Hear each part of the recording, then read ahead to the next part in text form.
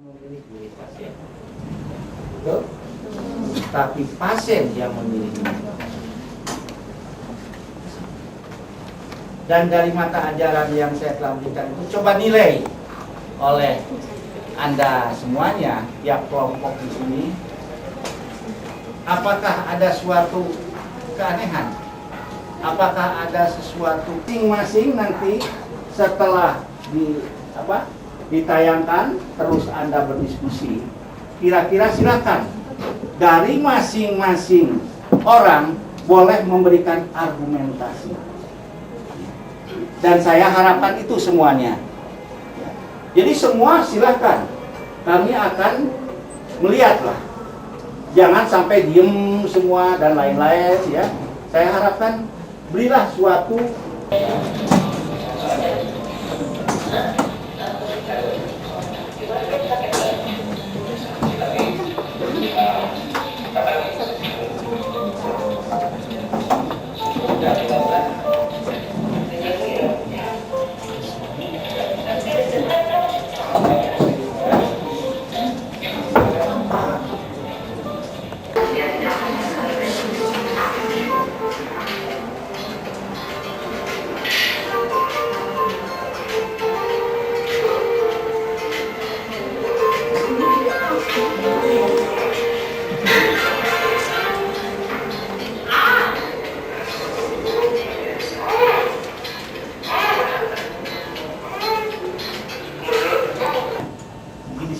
kurang melihat ya tadi agak miring, tapi tidak apa-apa di dalam hal ini karena kita nanti pun tidak akan seperti beginilah sebetulnya sampai satu ini. Tapi oleh Anda dari tayangan pertama itu bagaimana?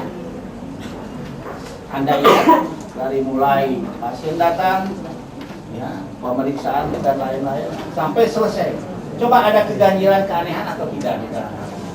Oleh Anda diskusikan masing-masing kelompok sehingga nanti setelah ini, setelah Anda baca panduan, kita diskusikan masing-masing kelompok di sini dengan kelompok yang satu lagi. Dan nanti ada suatu tayangan yang kedua. Bagaimana? Ini baru tayangan yang pertama. Silakan oleh Anda didiskusikan.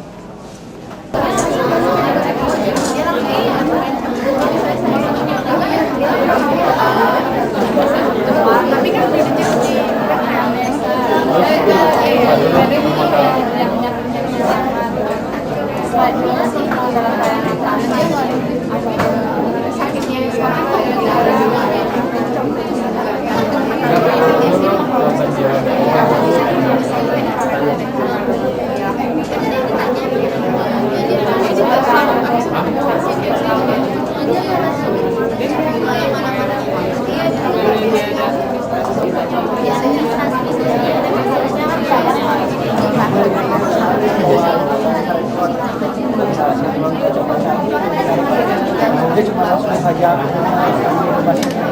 jadi apa yang kita tulis enggak? Ya pertama awalnya itu standar ini juga kalau gue bilang, masa pasiennya pakai ini sendiri ya? Iya, itu kan kalau dalam standar mediknya tidak tepat layanan standar penolakan dengan medis dapat tidak berusaha mencapai itu diganti. Terus udah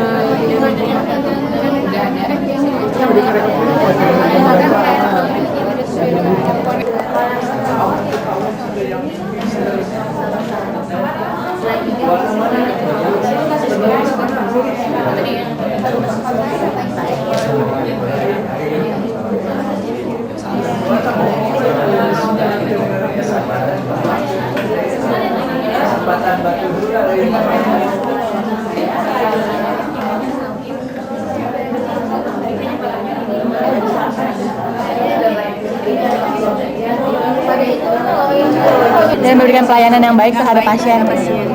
Tidak memberikan pelayanan yang baik terhadap pasien. Apa? Jadi untuk menjahit sendiri udah kejar aja gitu. Ya kalau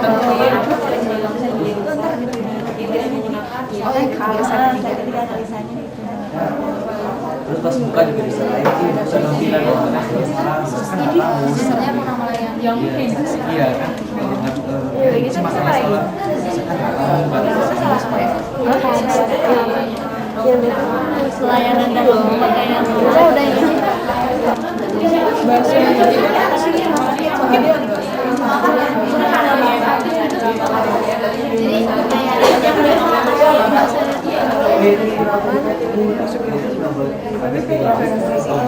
Bahasa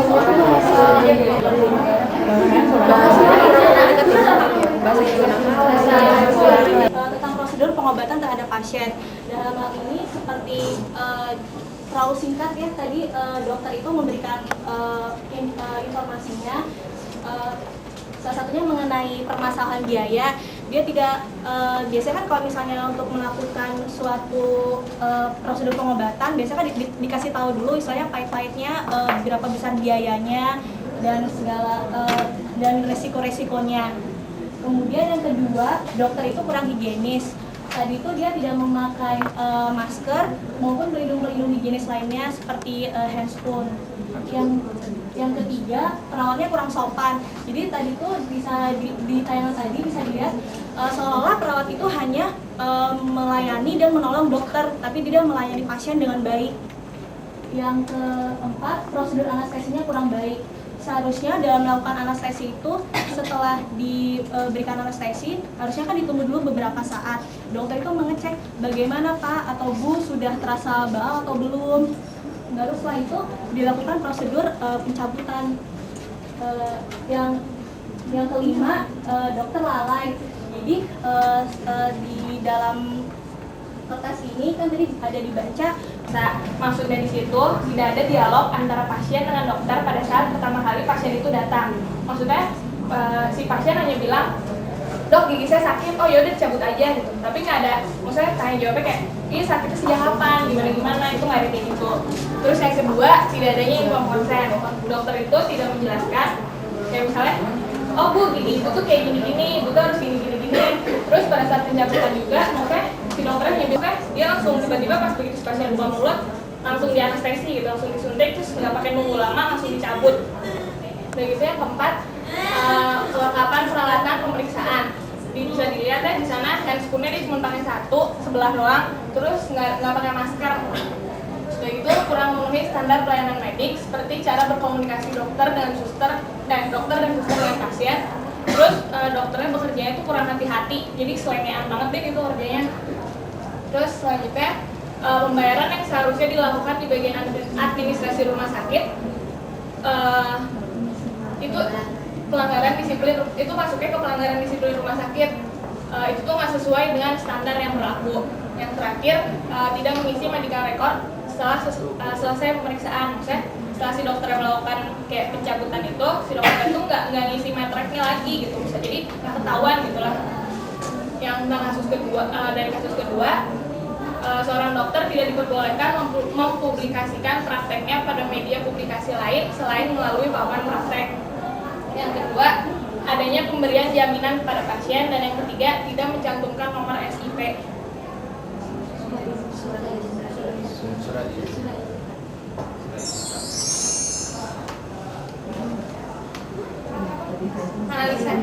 Analisanya dari kasus pertama, melanggar Undang-Undang RI nomor 29 tahun 2004 pasal 44 ayat 1 dan 2 yang isinya mengenai standar pelayanan. Terus pasal 45 ayat 3 dan 4 yang isinya mengenai inform konsen. Pasal 46 ayat 1, 2 dan 3 mengenai medical record. Pasal 46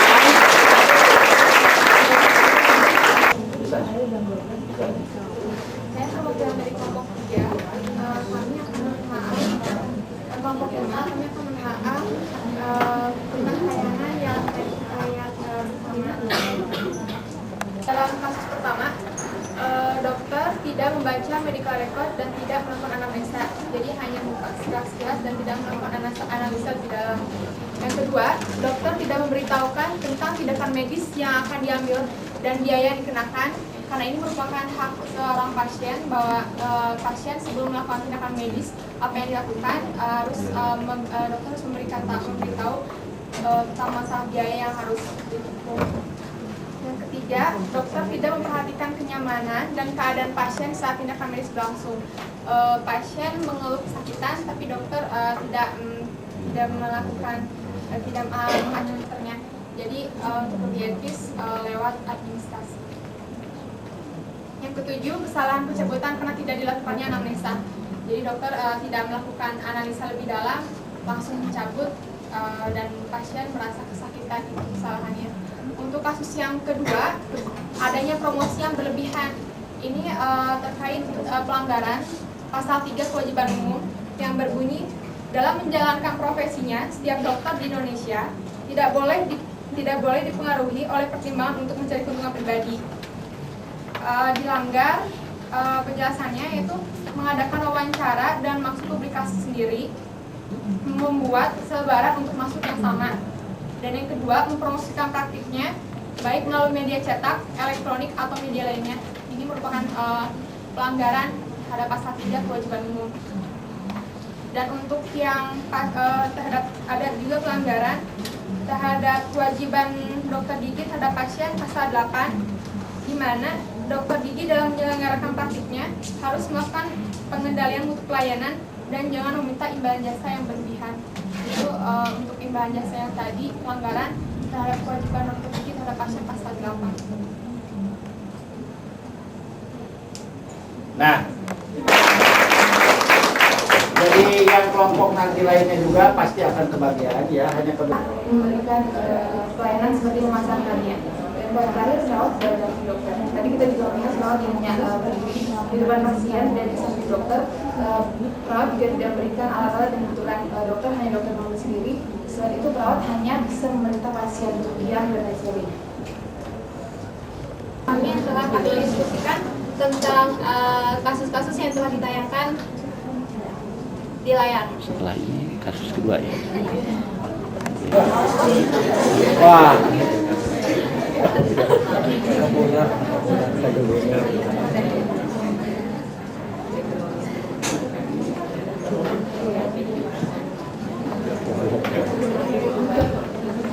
Baik. Temuan dalam tayang kasus, yaitu yang kasus pertama, kami mempunyai pendapat bahwa dalam kasus pertama tersebut tidak ada anamnesa atau pemeriksaan subjektif pada pasien.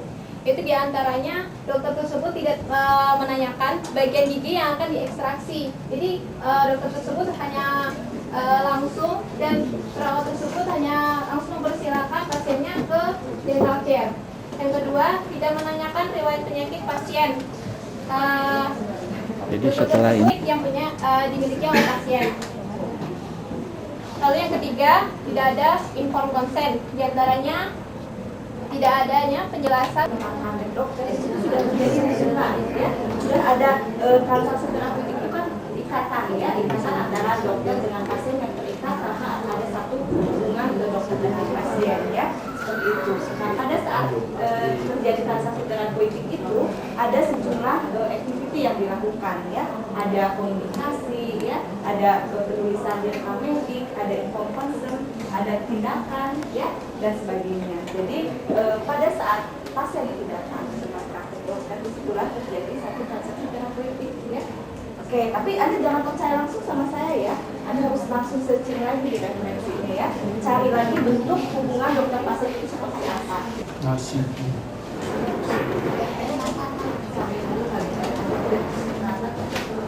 Itu dokter tersebut tahunya waktu datang pasien dokter berkenaan dan akhirnya mencabut di bagian belakang dan seharusnya mencabut itu di bagian depan. Lalu mungkin bisa juga terjadi dokter itu menganestesi bagian belakang, sudah benar anestesinya, tapi dokter tersebut salah mencabut gigi mungkin di bagian depannya, jadi akan terasa sakit.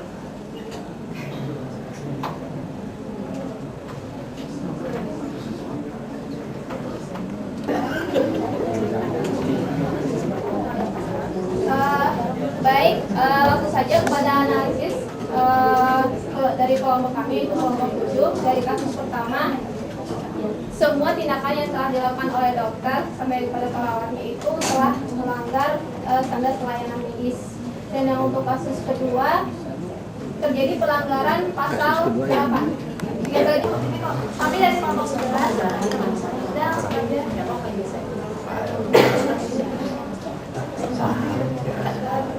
Seperti yang kita udah lihat tadi ya, dari kasus pertama kita melihat kami melihat bahwa dokter tidak melakukan informed consent terhadap pasiennya, jadi tidak memberitahukan apa yang akan dilakukan dokter terhadap pasiennya, mau melakukan perawatan apa. Terus yang kedua, tidak menjaga kehigienisan, tidak menggunakan handscoon-nya hanya sapu, hanya sarung tangan, dan tidak menggunakan masker. Kemudian dokter tidak melakukan dengan alat elektronik yang tambah canggih ini bukan artinya akan alat yang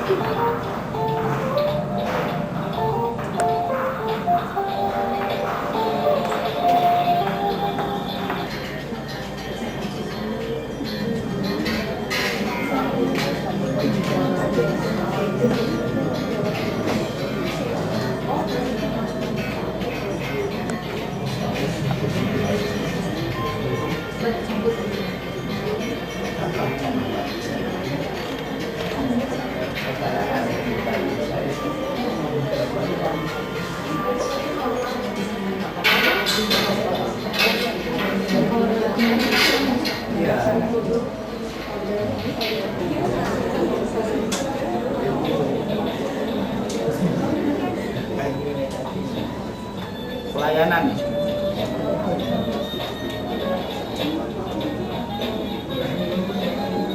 Mau apa sebetulnya dia lakukan di sini? Coba lihat.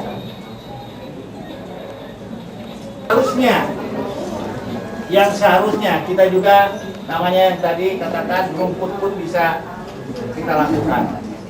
Dulu bahwa FKG itu bukan langsung seperti gedung ini, adalah dari gudang. Ya Dokter Menteri.